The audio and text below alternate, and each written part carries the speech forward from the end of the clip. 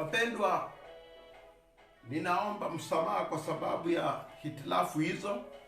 Kwa hivyo ninasema kwamba tunaanza fresh tena. Wacha tuanze tena upya.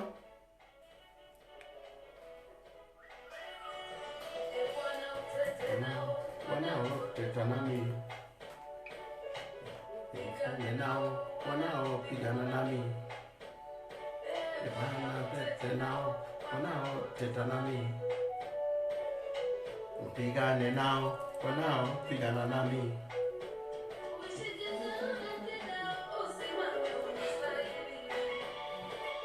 Leo nahubiri juu ya kaburi lao litakutema.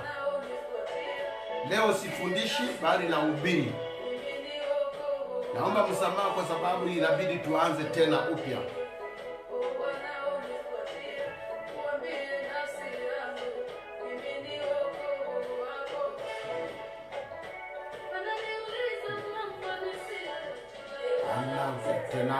Wanaoteta nami,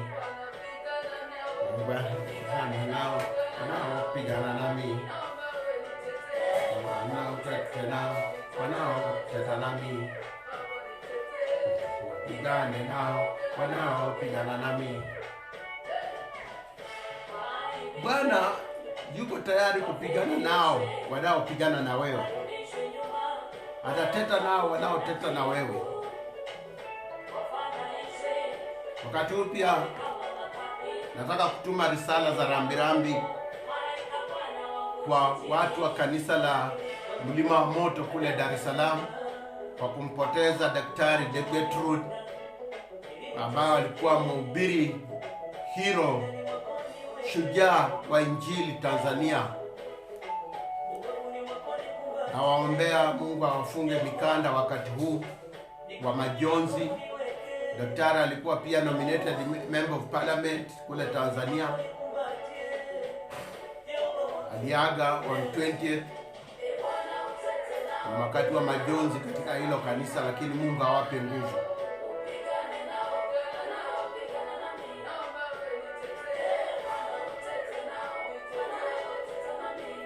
Teta nao, pigane nao, wanaopigana nami.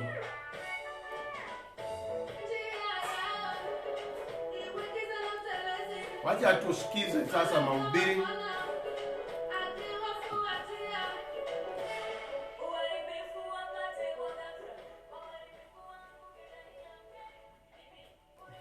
Ninafundisha juu ya kaburi lao litakutema, na natoa mafundisho kutoka katika kitabu cha Luka Mtakatifu 24.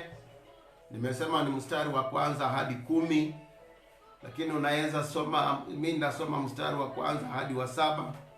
Pia wacha nikuongezee kitabu Ezekiel 37 mstari wa 12 hadi 14. Ezekiel 37 verse 12 to 14. Nasoma Luka kwanza. Now on the first day of the week, very early in the morning, they and certain other women with them came to the tomb, bringing the spices which they had prepared. But they found the stone rolled away from the tomb. Then they went in and did not find the body of the Lord Jesus. And it happened, as they were greatly perplexed about it, that behold, 2 men stood by them in shining garments. Then as they were afraid and bowed their faces to the earth, they said to them, Why do you seek the living among the dead? He is not here, he is risen. Ezekiel 37 mstari wa 12 hadi mstari wa 14. Behold, O my people, I'll open your graves and cause you to come out from your graves, and bring you into the land of Israel. Then you shall know that I am the Lord, when I have opened your graves, O my people, and brought you up from your graves. I'll put my spirit in you, and shall live, and I'll place you in your own land. Then you shall know I, the Lord, have spoken it and performed it. Mpendwa, nilikuwa nimeanza kwa kusema ya kwamba wanadamu ni watu wabaya. Wanadamu ni kiumbe kibaya. Wanadamu ni watu wa roho mbaya. Nikasema ya kwamba walimuua Yesu, mwana wa Mungu aliyetembea akiwaponya, aliwalisha, aliwaponya, aliwanywesha, aliwahubiria mambo ya ufalme wa mbinguni, aliwafunulia siri zao. Lakini hizo zote hazikusaidia. Bado waliona ni mtu mbaya, wakaamua kumuua, wakaamua kumnyonga, wakaamua kumuua. Na hata walipomuua bado walifuatilia, walimuua msalabani, wakamtoa, wakamweka kaburini, wakaplasta kaburi lake na mawe, jiwe kubwa, wakaweka walinzi kumlinda hata baada ya yeye kukufa. Hiyo ni njama ya kuonyesha kwamba walikuwa na kisasi, walikuwa na roho mbaya, walikuwa na uchungu juu ya mwana wa Mungu aliye hai.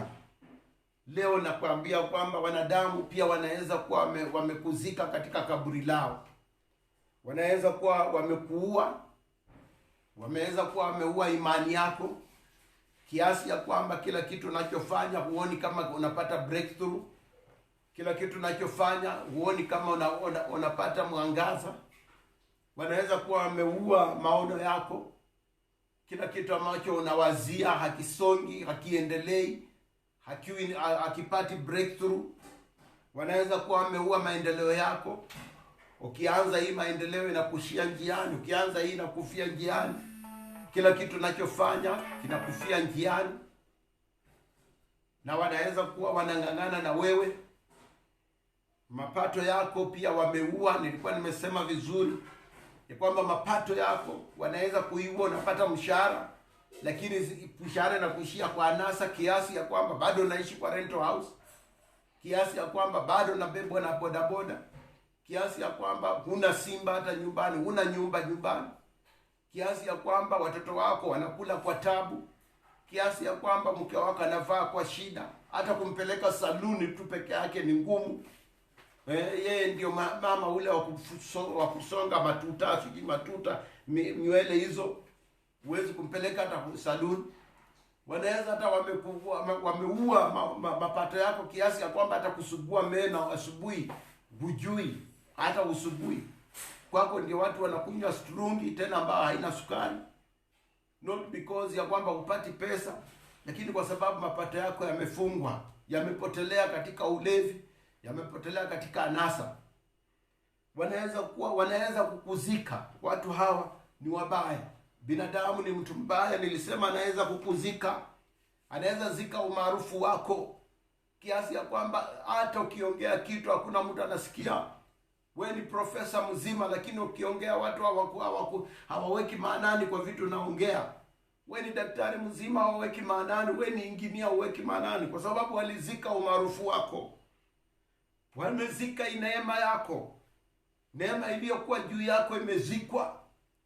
Ulikuwa mara moja, wakati fulani ungefika pahali watu wangesema fulani ameingia. Ungekaa tu pale, vitu vingetendeka kwa ufasaha, vitu vingetendeka kwa njia nzuri, vitu vingetendeka kwa mwelekeo. Lakini siku hizi vitu havitendeki, ukiingia ndio vinaharibika. Wanaweza kuwa wamezika mpango wa Mungu juu yako.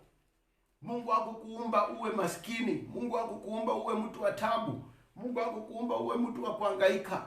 Mungu hakukuumba uwe mtu wa kulialia. Mungu hakukuumba uwe mtu wa kuombaomba. Mungu alikuumba uwe mkamilifu. Anasema nijua mipango ninayokuwazia, mipango ya maendeleo, mipango ya ufanisi. Lakini wewe unang'ang'ana, wewe unateseka, wewe unalia, kwa sababu mwanadamu alizika mpango wa Mungu ndani yako. Masomo ya watoto yako ili mnaweza kuwa ilizikwa, haiko ndani ya watoto tena, iko kaburini. Mganga alifanya vitu vyake, mshirikina alifanya vitu vyake, mcheza ramuli alifanya vitu vyake. Watu wa ukoo wakakaa vikao vyao, wakafanya vitu kuhusu watoto wako wasiendelee, kuhusu watoto wako wasisome, kuhusu watoto wako wasipate kazi. Walitaka wahangaike, wafanane na hawa, wafanane na mji wa kwao, wafanane na nchi ya kwao. Ninasema tumaini lako lilipotea. Ulikuwa umetegemea huyu mtoto ndiye atanisaidia, wakammalizana na yeye. Ulikuwa umetegemea hii ng'ombe itanisaidia, wakaua. Ulikuwa umetegemea hii shamba itanisaidia, ikarogwa, haitoi mazao. Kwa sababu walizika vitu ambavyo vilikuletea tumaini. Marafiki wako waliwazika. Ulikuwa ulikuwa na marafiki wangekusaidia wakikuona una shida, wangekusaidia wakiona una tabu, lakini walienda wakakorofishana na marafiki, wakaleta furugu, wakaleta ujanja fulani, uongo fulani, ukorofi fulani, wakakosana na Hawa, kwa sababu wanadamu wanataka wakuue na wakuzike. Jamii yako na jamii ya baba yako waliizika, ndio kwa sababu hamuelewani, mnakosana. Ndugu yako ana uwezo lakini hawezi kukusaidia watoto wako. Dada yako ana uwezo lakini hawezi kusaidia watoto wako. Wewe una uwezo lakini huwezi kusaidia watoto wa ndugu zako. Is because maisha ya jamii yenu ilizikwa. Miradi zako zinakufa. Ukianza mradi ukipatia ndugu yako asimamie, inaenda.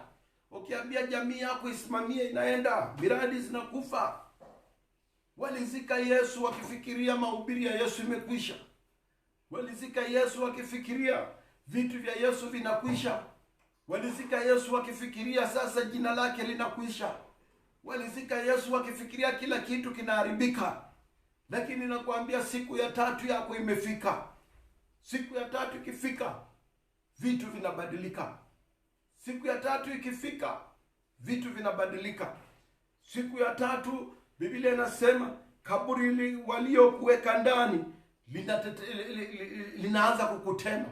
Kaburi ambao waliweka ndani Yesu, Biblia inazungumzia kwamba walikuwa wamemweka ndani ya kaburi na wameweka mawe. Siku ya tatu mawe iliviringika.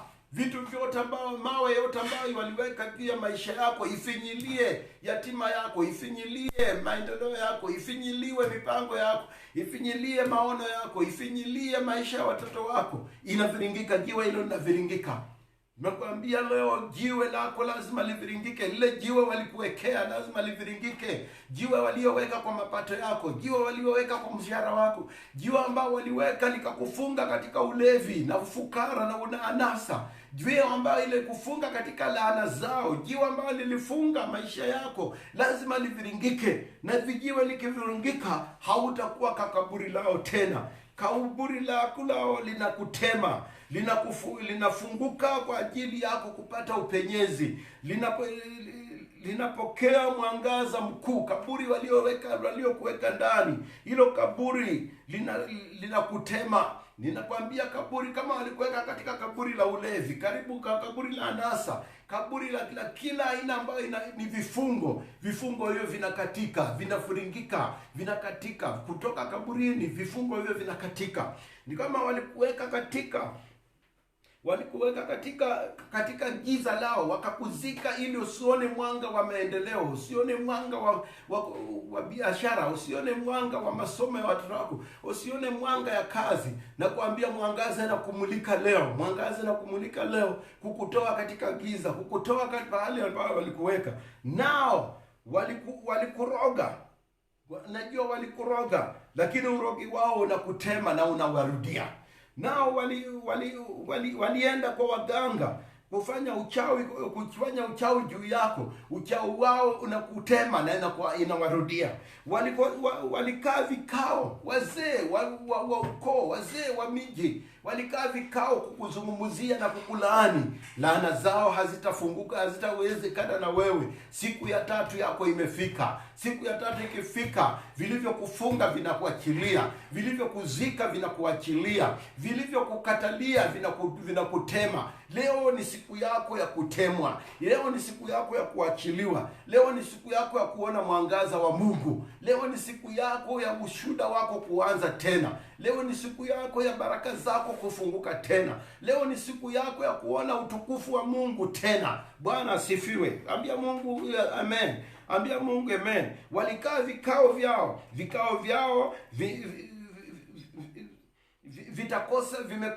vitakosa suluhisho. Wamekaa kukupangia mabaya, wamekaa kukupatia vitu ambavyo vitakumaliza. Vikao hivyo vitakosa suluhisho, na wenyewe kwa wenyewe wataanza kusambaratika, wenyewe kwa wenyewe wataanza kugombana, wenyewe na wenyewe wataanza kukosana, kutoelewana, kwa sababu jiwe likiviringika na kaburi lifunguke, likuteme. Vitu ambavyo vilikufinyilia, vitu ambavyo vilikufinyilia lazima vikuache. Mpendwa, nataka kukuambia wewe ambao unanitazama, wewe ambao unanisikiza, wewe ambao unaniona kwa Facebook, wewe ambao unaniona kwa YouTube, nataka kukuambia kwamba vitu ambao mwanadamu amekupangia havitafaulu, kwa sababu vinakutema siku ya leo. Vinakutema siku ya leo. Walikusema ili wakuharibie sifa, bali usemi wao utakufanya kuwa marudufu. Yani they talked evil about you, they talked nonsense, they falsely accused you, but hizo maongeo yao inakupandisha cheo kingine, unapanda cheo kingine, unapanda cheo kingine. Wacha wazungumuze, waambie wazungumuze kwa wingi, waongeze kuweka vitina, waongeze kusema uongo juu yako, waongeze kukucheka. Wanapokucheka Mungu anainuliwa, wanapoongeza kukudharau Mungu anainuliwa. Wakati wanafika mwisho, wakati watafika mwisho ya maongeo yao na usemi wao, Mungu atainua kiwango chako, Mungu atainua baraka zako, Mungu atakuinua. Wacha wakucheke leo wewe ni maskini, wacha wakucheke. Hana alichekwa na Penina, Hana alidharauliwa na Penina. Hana alikuwa nobody. They looked at Hannah as nobody. But when Jesus came into the life of Hannah, something special was born, something special, something great. Hana alidharau Penina kwa sababu alikuwa tasa. Hana alidharau Penina kwa sababu alikuwa hafai. Lakini wakati Penina alidharau Hana, lakini wakati Mungu alifungua kaburi ambao Penina alikuwa amezika ndani Hana alizaa mwanaume ambaye anaitwa Nabii Samueli, na Nabii Samueli ameongelewa mara mingi kwa Biblia, amesifiwa, na Penina hata mtoto wake mmoja hakuna. Mnataka kukuambia wale waliokuzika hawatasikika tena. Wale ambao walipanga mjama kwako hawatasikika tena. Farao alifikiria yeye ni mkubwa kuliko Mungu. Akatesa wana wa Israeli, akawasumbua, akawadharau, akawapigisha kazi, akawafanyisha kazi za nguvu. Lakini siku Yesu aliamua kuokoa watoto wake. Siku ya 3 ya wana wa Israeli ilipofika, Farao na jeshi lake walibaki bahari ya Shamu, na Farao akakiri ya kwamba kweli Mungu wao ni Mungu. Hata wewe leo siku ya 3 yako ikifika, watakiri ya kwamba Mungu wa fulani ni Mungu. Mungu wako ni Mungu. Mungu wa Gosheni ni Mungu. Mungu wa Church of God ni Mungu. Mungu wa SK ni Mungu. Watadhibitisha ya kwamba wewe ni huyo Mungu anayekufanyia miujiza ni Mungu. Walikulaani, bali laana zao zitakuwa baraka. Nataka kukuambia walikulaani, wanaweza kuwa walikulaani wakafanya mipango zao za kukulaani kwa sababu hutaki kuende kufanya na hawa, hutaki kuelewana na hawa. Lakini nataka kukuambia kila laana iliyotangaza juu yako inapokutema, baraka zinaingia. Inapokutema, baraka inaingia. Walikuzika katika laana, lakini unatoka ndani na baraka. Bwana Yesu asifiwe. Jiwe waliofunika nalo maisha yako, jiwe waliofunika nalo maisha yako, jiwe hilo linaviringika upate njia. Kuna njia inakuja katika maisha yako, kuna njia inafunguliwa katika maisha yako. Siku ya 3 yako, ambia mwenzako ambaye yuko karibu na wewe, mwambia siku yangu ya 3 ya kufufuka imefika. Siku yangu ya 3 ya kuona utukufu wa Mungu umefika. Siku yangu ya 3. Ambia bibi yako ambaye yuko karibu na wewe, ambia bwana wako ambaye yuko na wewe. Wakati huu wa corona kila mtu yuko nyumbani. Kafyu imesaidia kila mtu akaeko na bibi, kila mtu akaeko na bwana karibu, na hata ukae na watoto. Ambia bwana wako siku yako ya 3, siku yako ya 3 imefika. Ambia mke wako siku yako ya 3 imefika. Ambia watoto wako boma letu siku yetu ya 3 ya kufufuliwa imefika, kwa sababu Bwana anaenda kufungua njia. Uchungu wao umekupa maono mapya. Uchungu, ninasema uchungu waliokuzika ndani, walikuzika katika uchungu. Wanadamu ni wabaya, wanaweza kukuweka uchungu mpaka ulie throughout. Lakini nataka kukuambia uchungu wao inafanya sasa unaona maono mapya. Mipango yao mbaya juu yako, juu ya maisha yako itafanya uinuliwe, itafanya uonekane. Yamekujenga kiimani. Mipango yao mibaya itakujenga kiimani. Mipango yao mibaya yamekufanya kuwa maarufu. Mipango yao mibaya waibisha wenyewe. Mipango yao mibaya yamesambaratisha maisha yao wao wenyewe. Mipango yao mbaya yamewaletea uongo na uoga na wasiwasi. Na kuambia wakati wataona jiwe lao limeviringika, wakati wataona jiwe limeviringika, waende kaburini waone hauko ndani, wataanza kuaibika, wataanza kuwa na uoga juu yako, wataanza kushangaa nini inatendeka, wataanza kufikiria mambo mengi. Nataka kukwambia leo nataka kukwambia ya kwamba jipe moyo. Leo nataka kukwambia jipe moyo. Huyu Mungu ambao walidharau, huyo Mungu ambao waliona hafai, huyo Mungu ambao waliona hafai, ako tayari kukusaidia. Ako tayari kukusaidia. Ako tayari kukusaidia. Ako tayari kukusaidia. Nataka kukuambia jipe moyo. Vyote walizika maishani mwako vyafufuka. Vyote walizika maishani mwako vyafufuka. Wacha niangalie vitu ambao wanapenda kuzika. Wanapenda kuzika afya yako. Afya yako inafufuka. Magonjwa ambayo yalikuwa yanakusumbua, magonjwa ambayo yanakutesa, magonjwa ambayo yanakupa sleepless nights. Leo tunaomba ya kwamba magonjwa hayo yaende na maisha yako irejee. Utajiri wako ambao walikuwa wamefunga ili usifanyie pesa yako kitu cha maana, yaani usiendelee, inafufuka leo. Mipango zako zinafufuka. Utajenga nyumba mashambani, utanunua ploti town, utajenga nyumba, utaishi kwako, watasema huyu mtu amebarikiwa. Gari ambao ulikuwa na tamani na unaona pesa hazipatikani, Mungu anafungua milango, unapata hiyo gari. Shamba ambao ulililia kwa muda mrefu ya kwamba unataka, inafunguliwa leo, utapata hiyo shamba. Mungu atakufungulia milango za kupata shamba lako. Bank account yako haitafungwa, utafungua bank account nyingine, utafungua nyingine ya kuweka pesa. Pesa zako hazitatumika vibaya. Bwana asifiwe. Jipe moyo. Watoto wako wanaenda kuenda university, watoto wako watasoma, watoto wako wataendelea. Ujinga na ufukara ndani ya watoto tunang'oa katika jina la Yesu, ili watoto wako waendelee. Ninataka kusema ofisini kwenye huko walikupiga vita, waliongea vibaya juu yako, wakakufanyia njama. Wanayekufanyia njama leo wanazikwa, lakini wewe unapandishwa cheo. Cheo ambao walitafuta kwa pesa, kwa uongo na uhongo na ukora mwingi, leo Mungu naye anafungua cheo hicho bila wewe kutumia nguvu. Hutakuwa na godfather, hutapelekea mtu pesa ya kukupatia promotion, lakini neema ya Mungu itakupatia promotion. Neema ya Mungu itakupatia hiyo cheo. Nataka kusema biashara yako ambao walikuwa wamefunga ndani ya kaburi, biashara hiyo inafunguka na itasimama tena. Biashara hiyo inafunguka na inasimama tena. Ndoa yako walikuwa wameng'ang'ana nayo kiasi ya Bwana anaona kama alioa karatasi, kama alioa takataka, lakini leo, kuanzia leo, ndoa hiyo inarejea. Upendo unarejea kwa hiyo ndoa, amani inarejea kwa hiyo ndoa, na Yesu anafanya muujiza mkubwa. Yesu anafanya muujiza mkubwa. Popote upitapo, heshima itakufuata. Popote upitapo, heshima itakufuata. Nataka kumalizia kwa kusema kaburi lao liko wazi. Kaburi waliokuweka ndani liko wazi, hauko ndani tena, hauko ndani tena. Wanaweza kuchungulia ndani, lakini hawatakuona. Wanaweza ng'ang'ana kuchungulia ndani, lakini hawataona. Mpendwa, nataka kukuambia ya kwamba vitu waliopanga juu yako havitaonekana tena. Vitu ambao walipanga juu yako havitaonekana tena. Waliongea machafu kwako, lakini haitaonekana. Walikudharau, lakini dharau inakwisha. Walikuweka kuwa wewe ndio story yao. Yaani kila pahali ukipita wewe ndio story yao. Sasa inabadilika, story haitakuwa story yao. Watakuwa wanaongea juu ya Mungu aliye ndani yako.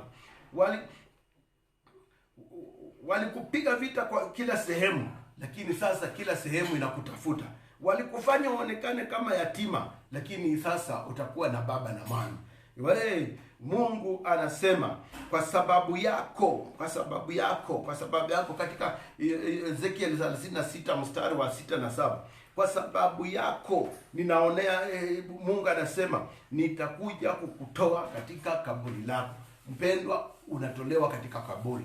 Mpendwa, Mungu anakutoa katika kaburi. Nataka niombe na wewe. Asanteni watazamaji wangu ambao mmekuwa mkinitazama kutoka Kitale, kutoka Mombasa, kutoka Taita, kutoka Busia, kutoka juzi nilikuwa na mwingine alinitazama kutoka Kampala. Mungu awabariki, Mungu awatende mema. Nataka niombe na wewe. Baba uliye hai, ninakuja mbele zako kwa ajili ya watoto wako ambao wamenisikiza leo.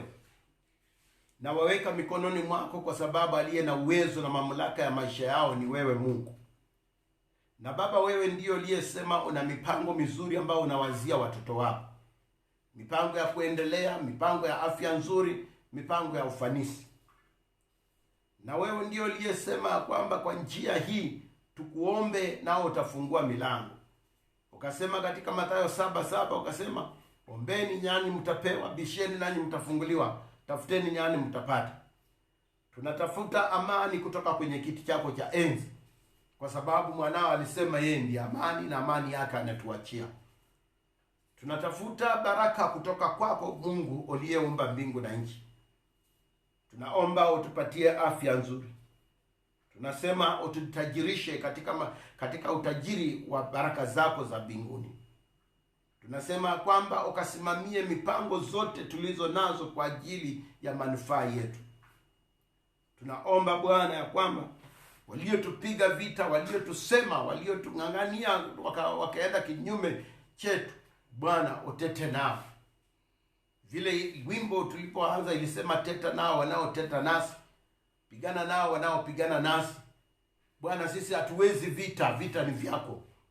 Tunakukabidhi wote, wachawi, waganga na washirikina, wazee wa kimila, watu wa ukoo ambao wanaongea kinyume chetu, wanatupiga vita, wanafanya vitu vyao vya kutuangamiza na kutumaliza. Bwana, tunawakabidhi mikononi mwako, wewe mwenyewe pambana nao. Tunakataa magonjwa na laana na kila ushirikina uliotangazwa juu yetu, ya kwamba havitapata nafasi ndani ya maisha yetu, bali wewe utajidhihirisha ndani ya maisha yetu na utabaki kuwa Mungu. Tunakemea mlaji shetani anayeshikilia mapato yetu, anayeshikilia mali zetu, anayeshikilia masomo ya watoto wetu, anayeshikilia ndoa zetu, anayeshikilia kazi ya mikono yetu, kutuonyesha kwamba sisi hatuna mpangilio, kutufanya sisi tudharauliwe, kufanya sisi tuchekwe, kufanya sisi kuwa vitu ambao si vya maana. Tunavunja vitu hivyo vyote katika jina la Yesu, na tunawachilia upako wa kipekee juu ya maisha yetu. Bwana, shetani anaweza kuwa amekalia kazi yetu, anaweza kuwa amekalia biashara zetu, amekalia kazi ya mikono yetu, ametuma watu wa roho mbaya maofisini kutupiga vita, kutufanya tufutwe kazi, kutufanya tusimamishwe kazi. Lakini tunakataa katika jina la Yesu. Tunakataa mbinu zao, tunakataa nia zao mbaya, tunakataa mipango zao katika jina la Yesu. Tunakusanya vitu hivyo viwarudie, nasi Bwana utuweke huru. Siku ya tatu Bwana ulifufuka na nguvu na uwepo na mamlaka. Ulifufuka na Biblia inasema hauko tena kaburini, wewe unaishi. Baba, sababisha maisha mapya ndani ya maisha yetu, sababisha maisha mapya ndani ya kazi ya mikono yetu, sababisha maisha mapya ndani ya familia zetu, na maisha mapya ndani ya kazi ya mikono yetu. Mungu aliye hai, rejesha vyote ambao shetani alikuwa ametunyang'anya akaficha. Rejesha vyote ambao shetani alikuwa amezika kaburini ili tuhangaike. Tunakataa roho wa kuhangaika, tunakataa roho wa kuteseka, tunakataa roho wa kuonekana si kitu. Tunakataa, tunachukua roho wa baraka, roho wa neema, roho wa utukufu wako, roho wa afya nzuri. Bwana utuvike. Ni katika jina la Yesu nimeomba na kuamini. Ndugu, nataka pia subscribe kwa YouTube yetu. YouTube yetu ni Dominion of Christ International Church Kakamega. Dominion of Christ International Church Kakamega. Ukisubscribe hapo, karibuni utakuja kwa YouTube. Just go kwa YouTube, tafuta Dominion of Christ International Church Kakamega. Mahubiri yetu yote iko kwa hiyo wall, kwa hiyo YouTube. Tena ukishafika hapo, just subscribe. Ukisubscribe, tutakuwa tunakutumia updates za mahubiri zetu. Bwana awabariki. Asante ndugu zangu wote ambao wamemtazama. Mungu awe nani. Amen.